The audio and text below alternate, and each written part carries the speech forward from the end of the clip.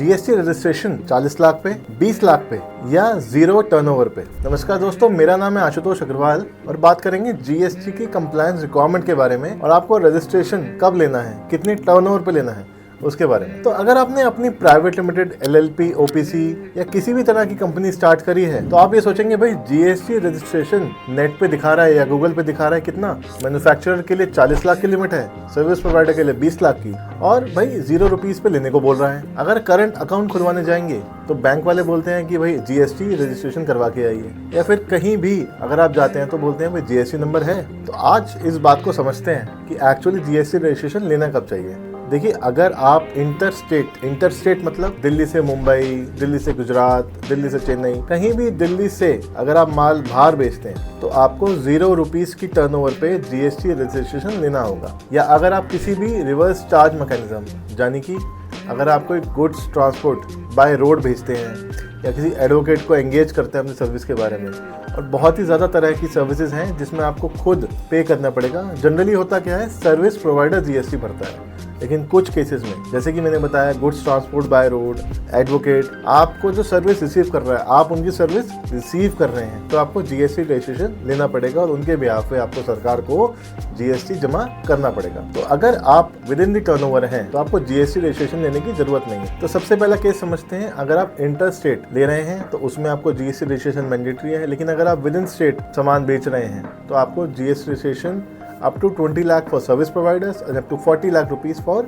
Manufacturers कोई लेने की जरूरत नहीं है। ट्रेडर्स के लिए भी ये लिमिट 20 लाख ही है। एंड अगर आप इंट्रा स्टेट दे रहे हैं, विद इन स्टेट दे रहे हैं तो आपको नहीं लेना है अगर आप लिमिट क्रॉस नहीं करते। सेकंड, अगर आप ई कॉमर्स प्लेटफॉर्म पे माल बेचना चाहते हैं जैसे कि Amazon, Flipkart, Swiggy, Zomato, Blinkit, किसी भी तरह के प्लेटफॉर्म पे अगर आप सामान बेचना चाहते हैं तो आपको जीएसटी रजिस्ट्रेशन लेना पड़ेगा, क्योंकि उनकी सबसे पहली रिक्वायरमेंट ही जीएसटी होती है। जोमेटो की एफएसएसआई होती है, लेकिन अगर आप जीएसटी नंबर नहीं देते तो वो दिक्कत खड़ी करते हैं। तो आपको जनरली ये जीएसटी और फसई लेना चाहिए। जैसे कि मैंने बताया, थर्ड, रिवर्स चार्ज मैकेनिज्म। आपको अगर आप माल बाय रोड भेजते हैं तो ट्रांसपोर्टर के बिहाफ पे आपको आरसीएम जमा कराना पड़ेगा, जीएसटी जमा कराना पड़ेगा।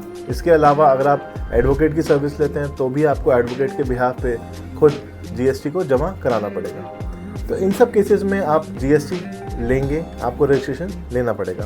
कुछ कॉमन क्वेश्चंस, कुछ एफएक्यूज आए हैं यूजर्स से, तो वो मैं आपसे डिस्कस कर लेता हूँ। पहला एक क्वेश्चन है कि प्राइवेट लिमिटेड कंपनी बनी तो जीएसटी लेना मैंडेटरी है। नहीं है, ऐसा नहीं होता है। अगर प्राइवेट लिमिटेड कंपनी बनी है, आप up to the turnover of 20 lakh, 40 lakh, जिस भी तरह के आप सर्विस प्रोवाइडर या मैन्युफैक्चरर हो, आपको लेना मैंडेटरी नहीं है। सेकेंड, यार कस्टमर बोल रहा है मुझे ना जीएसटी इनवॉइस चाहिए। देखिए, कस्टमर को समझाइए, उनको लेटर दीजिए कि आपका जो बिजनेस है वो विद इन दी टर्नओवर है तो आपको जीएसटी इनवॉइस नहीं देना है। तो ज़बरदस्ती आपको रजिस्ट्रेशन नहीं लेना है अगर आप विद इन द लिमिट हो। थर्ड, कि यार जीएसटी ना लेने से बेटर ना नहीं लेना है, मतलब मत लो जीएसटी नंबर। देखिए सर, अगर आप 20 लाख या 40 लाख तक की टर्नओवर नहीं पहुँचे हैं तो अगर आप माल खरीदते हैं, देखिए हो सकता है आप जिससे माल खरीदें वो उसके पास जीएसटी हो, तो वो तो भाई जीएसटी लगाएगा ना। और आपके पास अगर जीएसटी नंबर नहीं है तो आप इनपुट कैसे लेंगे। मान लीजिए 100 रुपये की परचेज है, 18 रुपये का जीएसटी है, तो 18 रुपये की आपको कॉस्ट बुक करनी पड़ेगी। इससे अच्छा आप जीएसटी नंबर लें और आगे कस्टमर को जीएसटी नंबर दें। फोर्थ, कुछ ऐसे प्रोडक्ट्स हैं जो एमआरपी पे बिकते हैं और हमारी तो सर जीएसटी नंबर लेने से देखिए लायबिलिटी बढ़ जाएगी, कस्टमर देगा नहीं और उतने ही पैसों में हमें जीएसटी नंबर लेके जीएसटी भरना ही पड़ेगा। देखिए सर, आप एमआरपी चाहे बढ़ाइए चाहे जैसे मर्जी करिए, आपकी लिमिट क्रॉस हुई तो आपको जीएसटी नंबर तो लेना ही पड़ेगा और जीएसटी अकॉर्डिंगली जमा भी करना पड़ेगा। तो जीएसटी रजिस्ट्रेशन के लिए डॉक्यूमेंट्स क्या क्या चाहिए?